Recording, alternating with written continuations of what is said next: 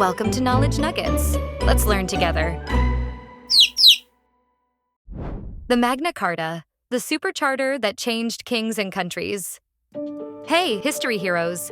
Remember Richard the Lionheart from our last adventure? Well, today we're talking about a super important document called the Magna Carta. That's Latin for Great Charter. It's like the rule book that told kings they couldn't just do whatever they wanted. Let's zoom back to England in the 1200s and meet the king who made it happen, sort of by accident. First, meet King John. He was born in 1166 and became King of England in 1199. Guess who his big brother was? That's right, Richard the Lionheart. When Richard died without kids, John took the throne. But John wasn't the best king. He lost wars in France, charged super high taxes to pay for them, and treated people unfairly. He even argued with the Pope and got England in big trouble. The powerful and rich landowners got so fed up with his bossy ways that they rebelled. In 1215, at a place called Runnymede by the River Thames, the rich landowners forced King John to sign the Magna Carta. Why did they do this, you may ask? King John was such a bad ruler that the people demanded a change. The Magna Carta was a big list of rules that limited the king's power. It said things like, no one can be thrown in jail without a fair trial. The king can't take stuff without paying. And everyone, even the king, has to follow the law. For society back then, it was huge. It gave more rights to nobles and freemen, making things fairer and stopping the king from being a total bully. The Magna Carta's ideas even traveled across the ocean and inspired the US Constitution hundreds of years later. Things like due process, meaning fair treatment in court, and limited government power came from it.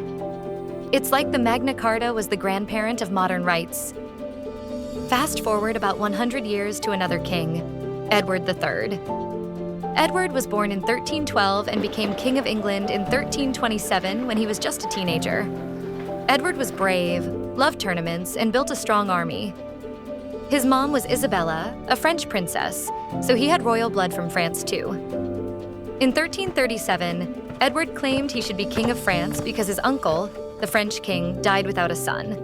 And Edward was the closest male relative through his mom, but the French picked someone else from a different family branch. In response, Edward started a big conflict which began the 100 Years' War. But we'll save the full story for next week's video. Before we go, let's do a quick check on learning. Here are 5 questions for you, awesome time travelers. Think about your answers or share with a friend. Question 1. Who was King John's famous brother? King John's brother was Richard the Lionheart. Well done. Question 2. What was the Magna Carta?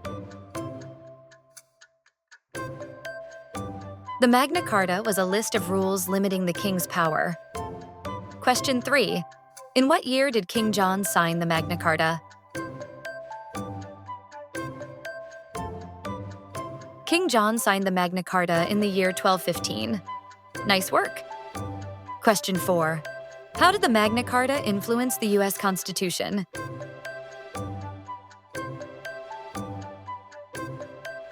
It inspired fair trials and limited government power. Good work. Question 5. What did King Edward III do to start the 100 Years' War?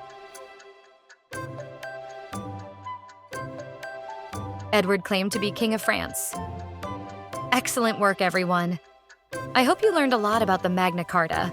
I hope to see you next week as we dive deeper into the 100 Years' War.